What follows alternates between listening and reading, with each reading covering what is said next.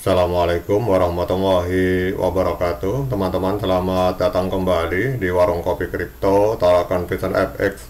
Sebelumnya saya ucapkan terima kasih pada teman-teman yang sampai hari ini masih setia menemani nongkrong sambil ngopi di Warung Kopi Kripto Tarakan Vision FX.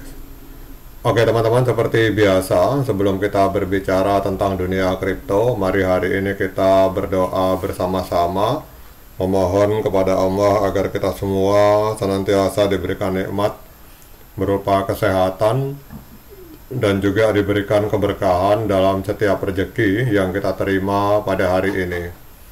Kemudian bagi yang belum bergabung bersama grup Telegram Tarakan Vision Free Airdrop, saya mengundang teman-teman untuk bergabung dalam grup Telegram ini. Jadi di sini kita akan membahas tentang bagaimana cara menciptakan peluang keuntungan di dunia kripto cukup hanya dengan bermodalkan handphone dan internet, teman-teman. Jadi untuk linknya akan saya letakkan pada deskripsi yang ada di video ini. Oke teman-teman, hari ini kita akan jalan-jalan ke sebuah akun Twitter yang bernama Dawet dengan follower sekitar 15.200 follower. Ini berbicara tentang P mining, teman-teman. Jadi kalau kita lihat di dalam P network itu penambangan P itu dibatasi hingga maksimum 65 miliar koin, teman-teman. Jadi dalam dunia cryptocurrency, P network telah menjadi salah satu proyek yang paling banyak dibicarakan dalam beberapa tahun terakhir.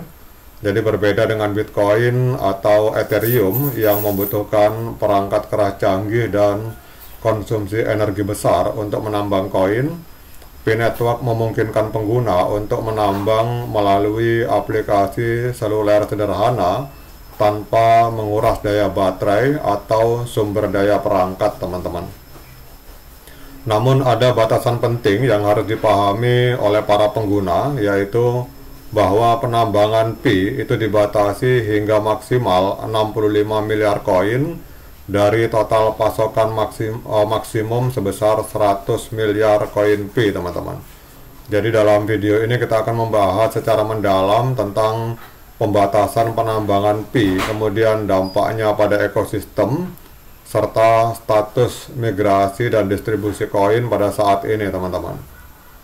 Jadi sebelum kita membahas lebih lanjut tentang pembatasan penambangan, penting untuk memahami struktur total pasokan Bitcoin. Jadi menurut informasi resmi, total pasokan maksimal dari Bitcoin itu adalah 100 miliar koin yang didistribusikan ke berbagai alokasi.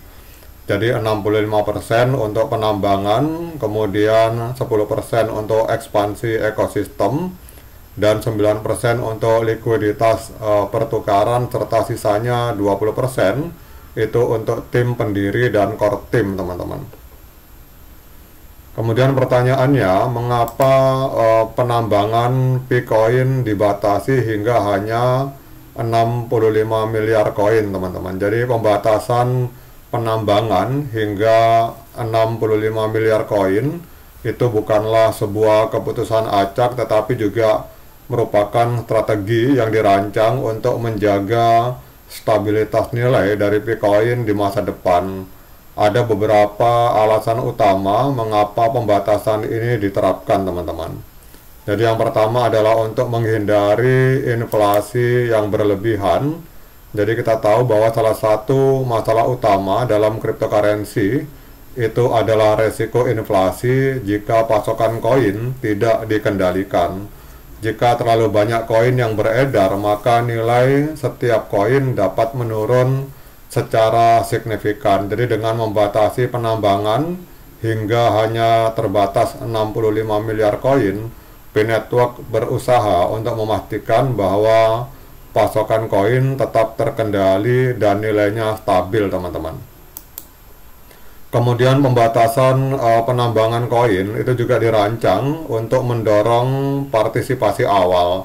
Semakin cepat pengguna bergabung dan mulai menambang, maka semakin besar peluang mereka untuk mendapatkan koin dalam jumlah yang signifikan.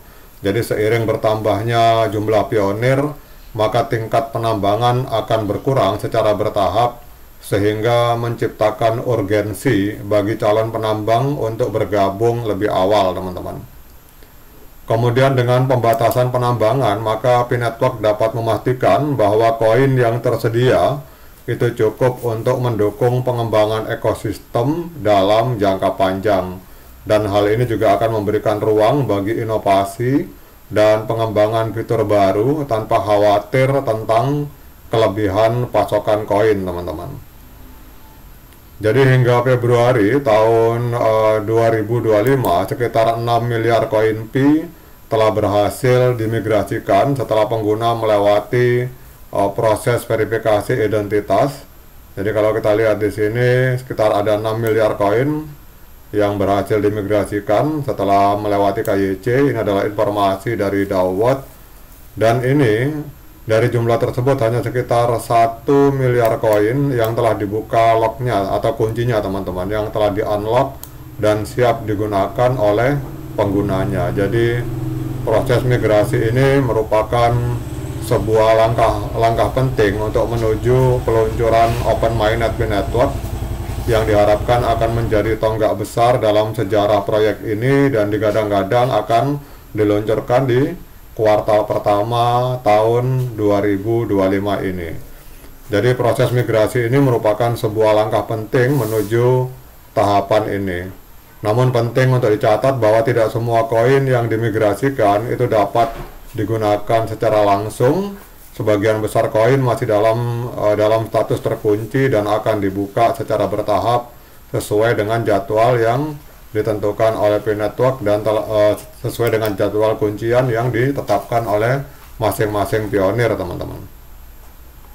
Jadi kalau kita berbicara tentang hal ini, teman-teman, bahwa kenapa penambangan Bitcoin ini dibatasi maksimal hanya 65 miliar koin, ini adalah sebuah keputusan strategis yang bertujuan untuk menjaga stabilitas harga dan nilai dari Bitcoin, kemudian juga untuk mendorong partisipasi awal dan untuk mendukung keberlanjutan ekosistem.